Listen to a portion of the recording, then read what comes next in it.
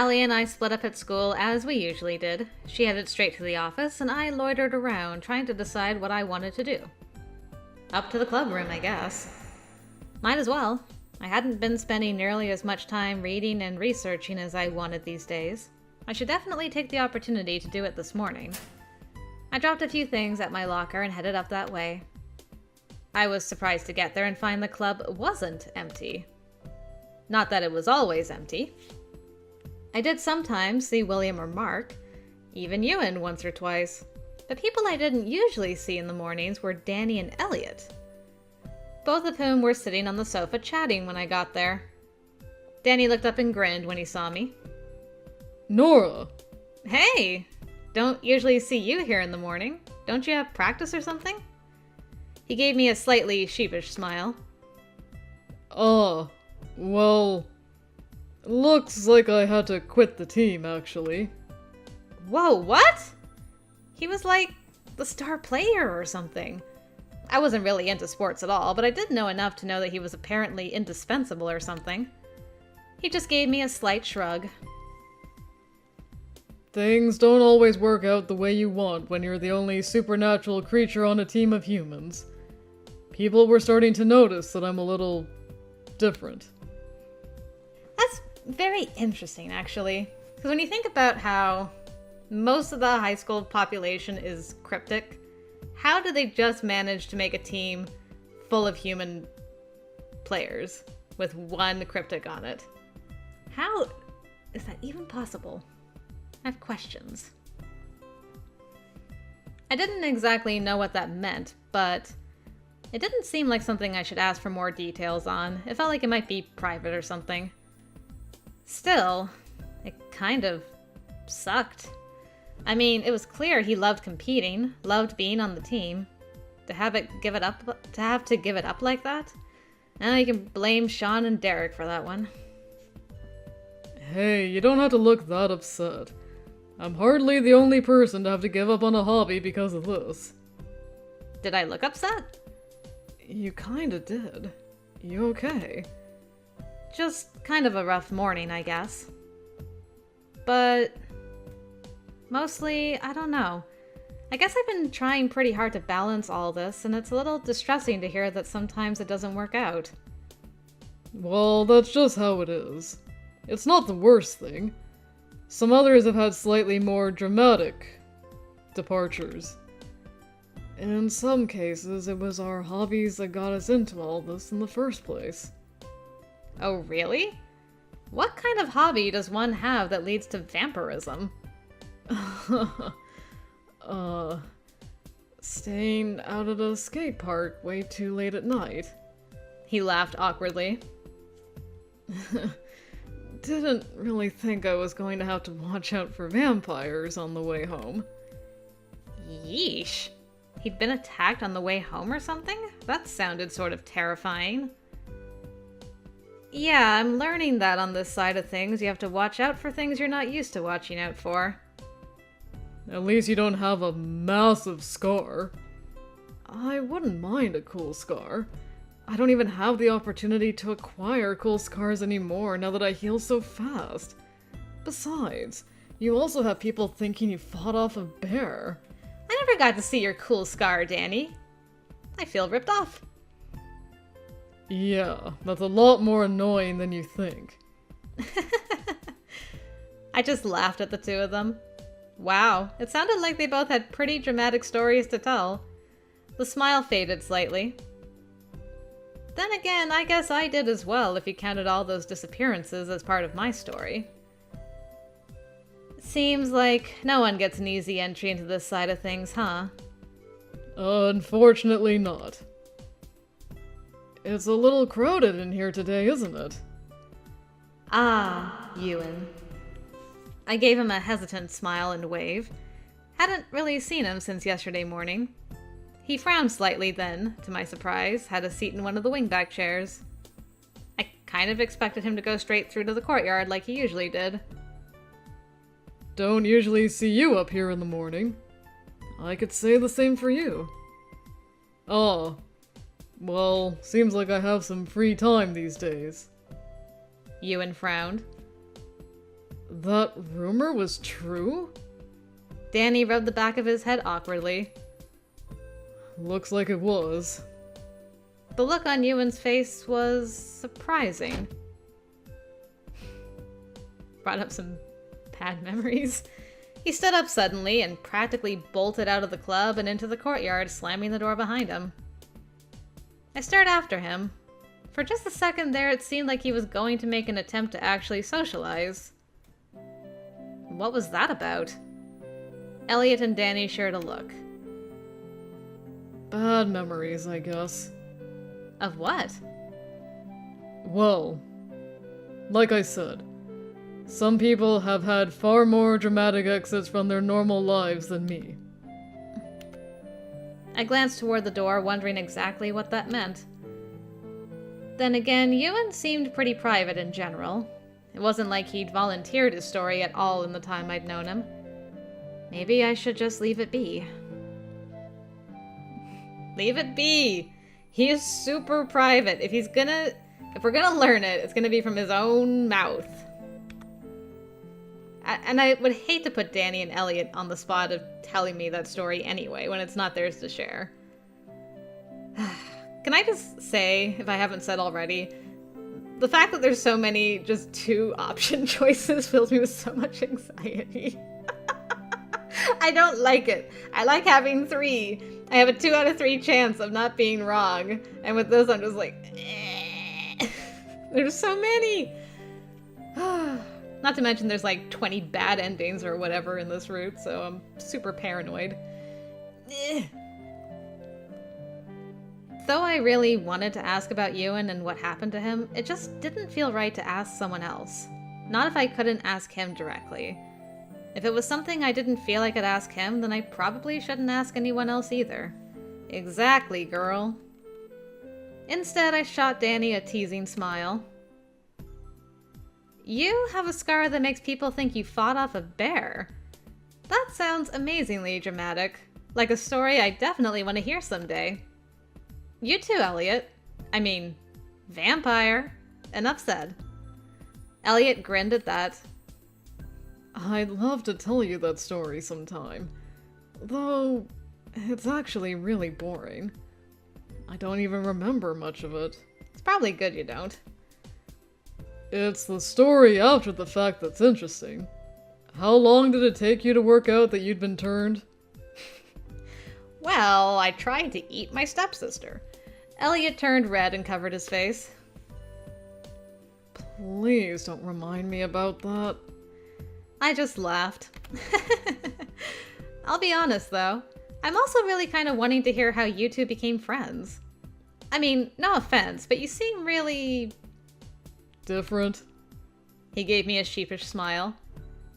Yeah, that story is definitely one for the record books. Yeah, no. Oh? Now my interest is definitely piqued. It can be summed up with the words, Dan was totally I think this might be my favorite combination of expressions for the 3 of them. Both of them just look like, yeah, and Danny's like, no. That's great. Danny clapped a hand over Elliot's mouth before he could finish that. Yeah, we're not saying that.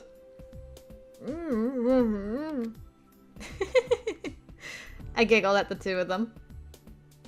It was sort of funny because they were such utterly normal guys, dealing with crazy things, of course. But the way Elliot got embarrassed so quickly and Danny's easy laugh, it was sort of reassuring in a way. Like it meant you could still be normal and still be a part of all this. There you go, girl. But the one I was really curious about was Ewan. Something had happened to him, something that made him the way he was. I wasn't sure what knowing would really do for me, but I couldn't help but want to know anyway.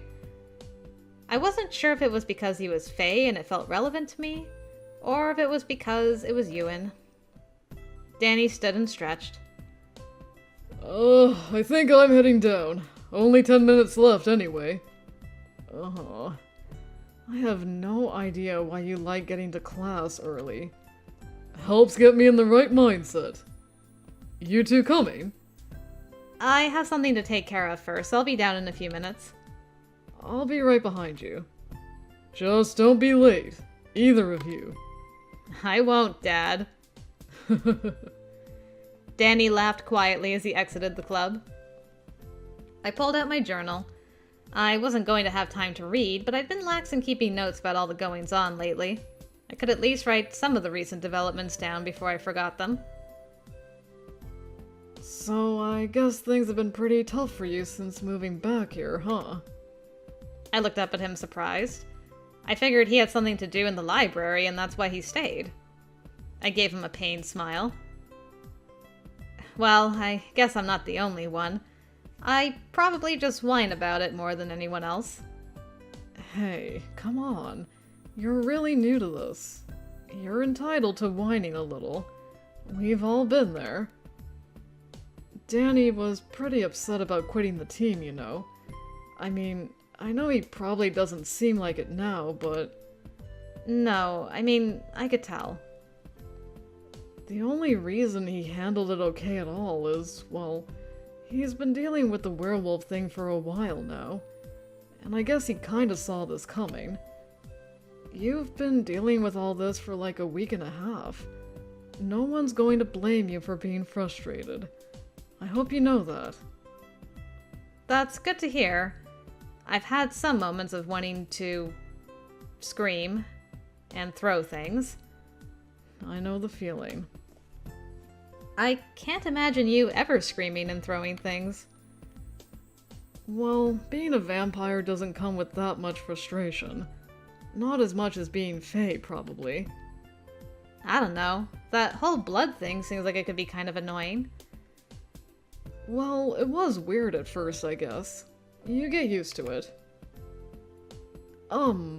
So... wanna walk down with me when you're done with whatever you're doing? Oh, Elliot. I'm so sorry, sweet boy. I laughed slightly. Sure, just writing down some notes from the last few days. Keeping track of everything.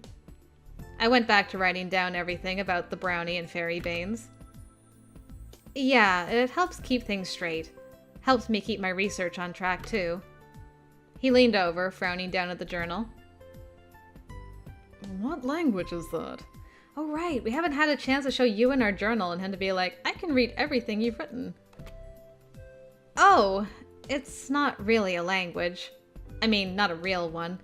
It's more like a code Spencer and I came up with as kids. Well, I mean, it was mostly me. I guess it kind of started as a twin language, just between Spencer and I. Whoa, seriously? I didn't even think that was a real thing. Yeah. I mean, it's not terribly common, but it's a real thing. Anyway, as we got older, I sort of developed this written code for it.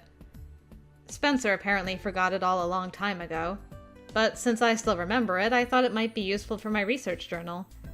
Because if my mom ever found and read all the crazy things I'm writing about, she'd definitely wonder about my sanity. That's pretty smart. Thanks. The door to the library slammed open again and Ewan stalked in.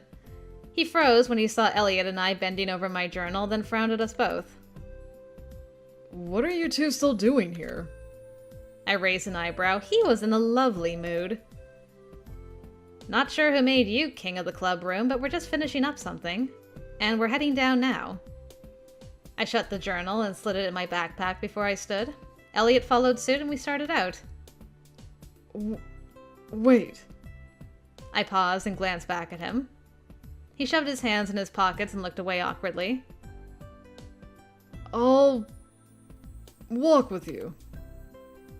I was surprised by that one. Ewan didn't seem to go to class a lot, at least not first period. He followed us into the hall and the three of us went down together. I rolled my eyes as Ewan positioned himself between me and Elliot, completely blocking Elliot from view. I was not expecting... Elliot to be the love rival. I'm kind of okay with it. Elliot really does try a lot. Poor boy. I had to lean around him to maintain a conversation with Elliot. Not that Ewan seemed to notice or care. I think he noticed. That's why he did it. I was even more surprised when Ewan followed us all the way to literature and entered the class with us. Wait, this is your first period class? Wait, no. It made perfect sense. Ewan hated literature and always skipped first period. Even Mrs. Roberts had been yelling at him for skipping, and I knew he had afternoon classes with Spencer. Whoa! Mind blown! Good job, Nora. He shuffled his feet a little awkwardly, looking away. Glad you could join us today, Mr. Croft. She laced her hands together and looked across the class, gaze landing on Mark Lowe, who was one of the only ones without a partner. She then flicked her gaze my way. Elliot, I want you to sit with Mark because Nora and Ewan are meant for each other. Come on, Mrs. Roberts, we all know.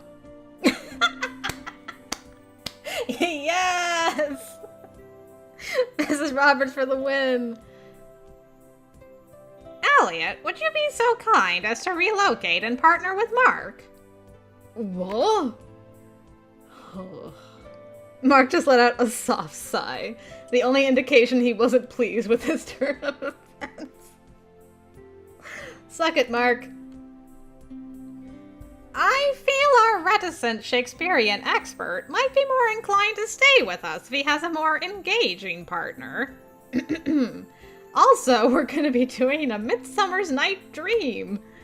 The class tittered softly as I felt my face go hot. Oh, you and Ewan are matching with your blushes. What the heck did that mean, Mrs. Roberts? Seriously?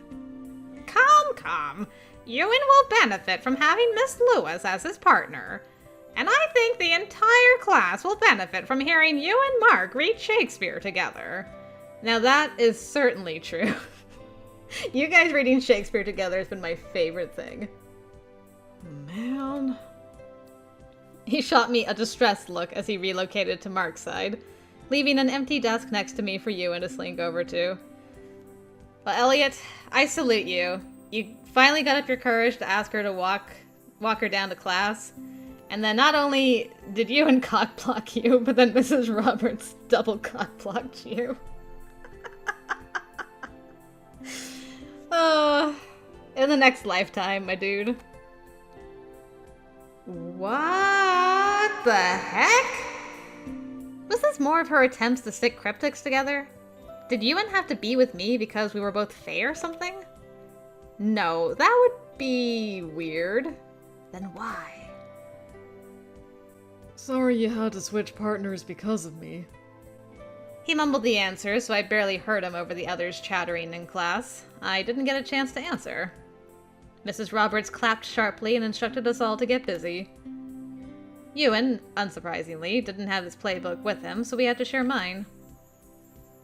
His reading was really hesitant at first, but not in the same way as Elliot, who stumbled over the complex dialogue and clearly didn't understand the meaning of what he was reading sometimes. Ewan seemed to have a reluctance to actually just say the lines. But I was too distracted by the fact that he'd shown up, that he was even in this class. I guess Mrs. Roberts' threat worked on him. It was so weird sitting next to him in class like this. I found myself studying his profile as he read. He was staring down so intently at the playbook, and I couldn't help but wonder why he'd showed up so suddenly. Especially after so long skipping. And when he got told off the other day, it hadn't seemed like it really made much difference. But now, here he was. He turned his head toward me, and for just a split second I stared up into his eyes, struck by how pretty they were. One a warm, deep brown, and the other blue, flecked with faint green. I realized I was staring again, and suddenly my face heated up and I looked away quickly. Your line. Right. Sorry. I said I wasn't going to stare at him. Somehow he didn't seem as bothered this time. Then again, I wasn't staring at his neck, thinking about how weird it must be to be a Dullahan. I'm sure that made a difference. Even so, I made sure to keep my gaze firmly on my playbook for the rest of class. Before I realized it, everyone was packing up and getting ready for the bell to ring. I started getting my things together as well, shooting Ewan an uncertain smile. You're good at this. I mean, just, you know, lots of people struggle with Shakespeare. I have a lot of experience. Oh? The bell rang just then, and he looked away awkwardly as he stood. I'll talk to you later. He left quickly after that, leaving me staring after him. I let out a sigh and headed to my next class, not looking forward to seeing my brother there. It was pretty stupid to dread seeing him as much as I did, but ugh. It didn't matter much anyway, since he basically ignored me the entire time. I returned the favor and ignored him as well. Both classes we sat a few feet from each other, but it felt like we were on different continents. I couldn't help but remember when the staff would try to keep us in different classes because we'd cause so much trouble if we were together. Passing notes, giggling. And if Allie was with us too? The teachers dreaded having the three of us in class together. But that felt like ages ago. Like a team I'd never be able to get back. Especially not now. I just pushed those thoughts away and tried my best to focus on class, because focusing on anything else was too frustrating. By the time lunch hit, I was feeling a bit better. School, as much as it was just school, kind of had a way of calming me down. Maybe because being in class made everything feel normal again. I stopped by my locker, then headed to the cafeteria. I caught sight of a familiar head of pink hair and smiled to myself as I picked up the pace to catch up. And I saw another familiar face on the way there. Nora! I was hoping to see you today. She shot me a shy smile. I was hoping to see how things worked out last night. Oh! It was fine. I mean, I assume. I woke up in my bed for a change.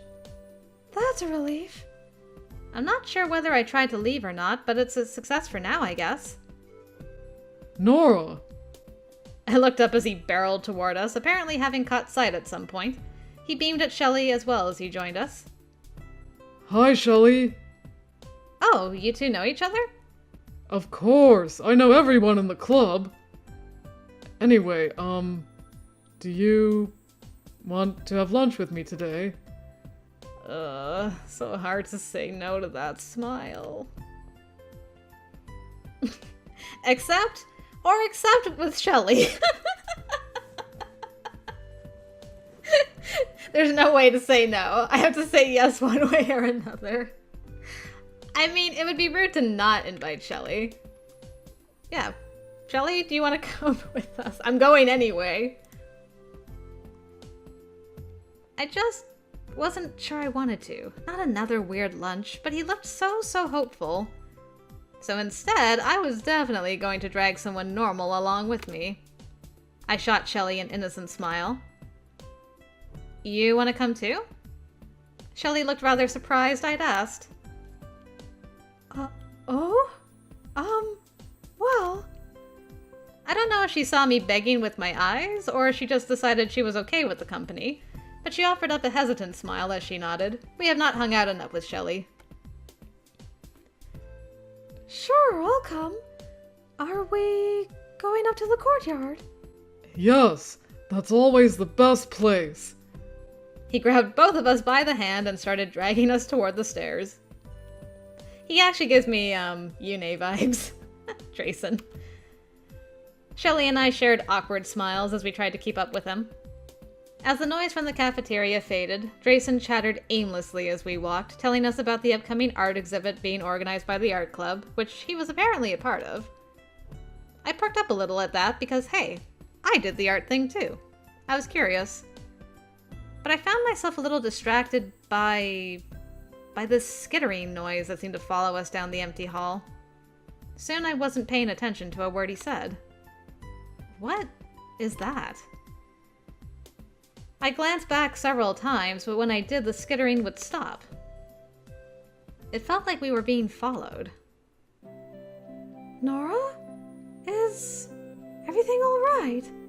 Oh, yeah. Sorry, I looked away a little embarrassed. I'm just not used to this place yet. What?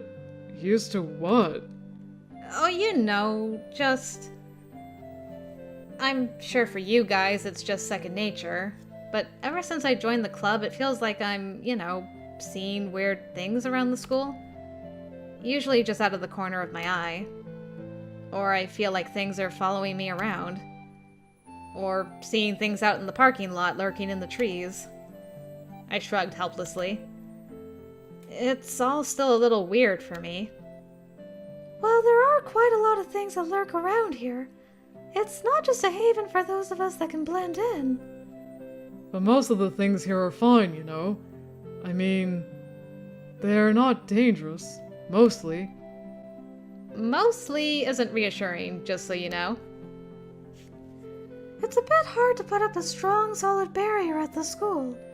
It's a public building with a lot of traffic from humans and cryptics alike, all of whom have varied and complex motivations that fluctuate on a daily basis.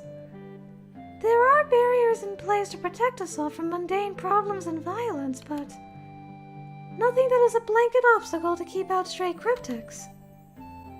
But it's okay. I mean, some places are protected. Like the club. It's really safe in there.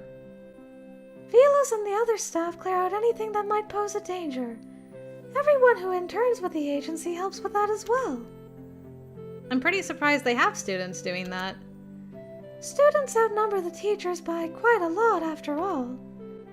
It's like having prefects. Except, no one knows about them. Except us. Right. Prefects. Except they were interning for a secret government agency and working on keeping supernatural creatures from causing trouble. I cast another glance over my shoulder at the invisible skittering stalker. I hated this feeling of constantly being followed or watched these days. It was really starting to get to me. I was relieved to not find Brenna lurking in the courtyard when we got there. Phew. Drayson offered to go get lunch for us all, but I felt bad letting him do it alone and offered to tag along. We left Shelley in the courtyard and headed to the murder.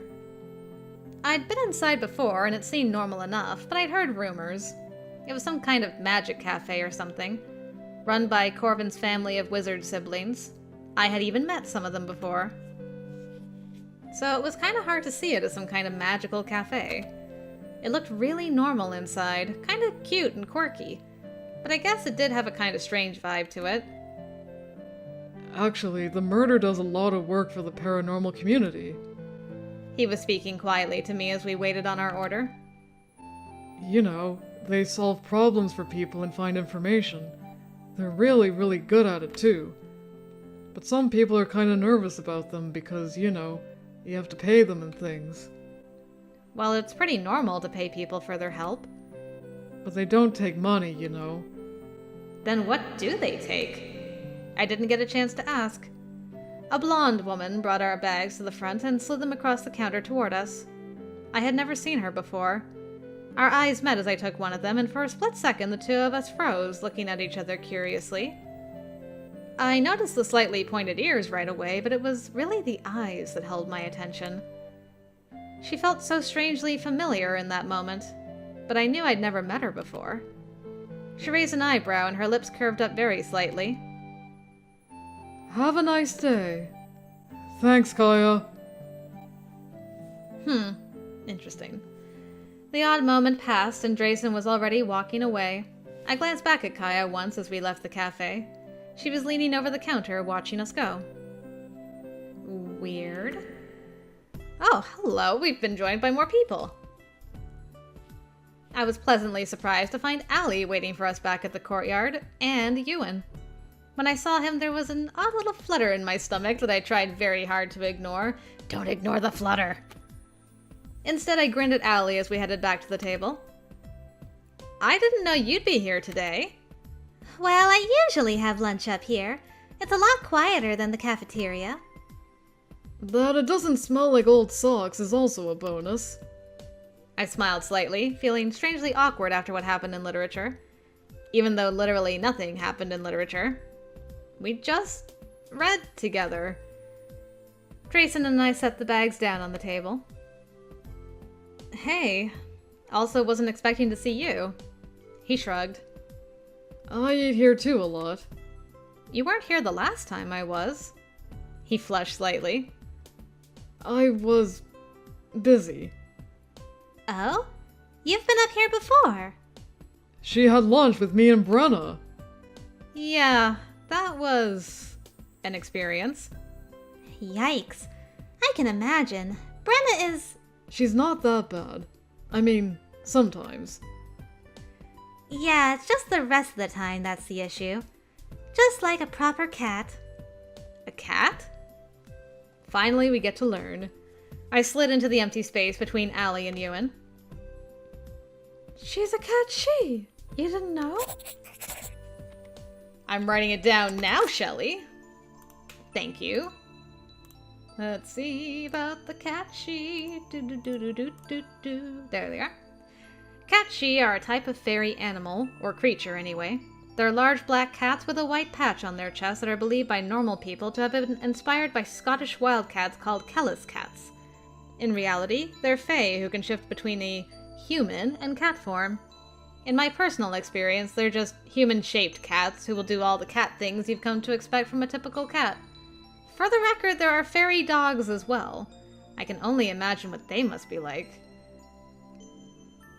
The possibilities. What kind of dog, though? Like, all dog breeds have their own set of personalities, too. No, actually. I thought she was just some generic fairy.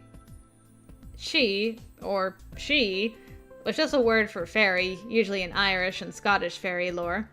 Cat was just, well, cat. So basically it was a cat fairy. I'd seen a few mentions of cat she before, but I hadn't read too much about them. Just that they were large, black. Whoa! Wait. Large black cats with a white spot! That cat was Brenna? Was that cat Brenna? Oh my god, that would make perfect sense in a way. But then why was she always at Elliot's house? But then Ewan had been there to see the cat. I was just watching everyone's expressions while she was going. It was great. I can practically see the gears turning. What on earth are you thinking about, Nora? I jumped when she said that. Nothing! I mean, just... I looked away. I was just thinking it was kind of weird imagining her as a cat. But she kind of does act like one sometimes. I didn't want to broach the subject of Brenna being that cat. Not here. I shot Ewan a sidelong look, but he was busy rifling through the bags for what was apparently an extra sandwich meant for him. He wasn't even paying attention to me. But if Brenna was that cat, then... that meant she was the one that had been looking out for me at night. Or was it her and Ewan? He had been there that day to see her. He'd shown up by the bridge that day, shown up the day Spencer tried to ditch me. Then Drayson and Brenna had followed me around after that incident with Kara. Were the three of them looking out for me? I mean, if so, I was grateful. Kind of. Without Brenna's help, I'd have wandered off at least twice. But it felt weird being followed so much. And why not just talk to me? Why be all secretive about it? Was that some weird fairy thing? I let out a soft sigh. Nora, having an existential crisis. Maybe I was overthinking it all? It could just be a coincidence that Elliot's distressingly smart cat that followed me around and that Ewan liked to talk to looked exactly like the cat form of the type of fairy Brenna was. Yeah, that seemed totally reasonable. Hello, Nora? What? Sorry. Jeez, I said your name like 4 times. Just thinking about something. Sorry. What? I was just asking about your research. I mean, you know, if you found anything useful or interesting yet. No? Not really? I tried to drag myself out of the realm of conspiracy theorizing about Elliot's cat and into the conversation at hand. I was kind of distracted for a few days, so I didn't make a lot of progress on that front. What are you researching? If you don't mind my asking. No, it's okay. I'm just looking into fairies in general. But I guess that ultimately I'm looking for some hints about some things that happened to Spencer and I a few years ago. You mean when you saw that murderer in the bog? I glanced his way a little confused. He doesn't actually believe.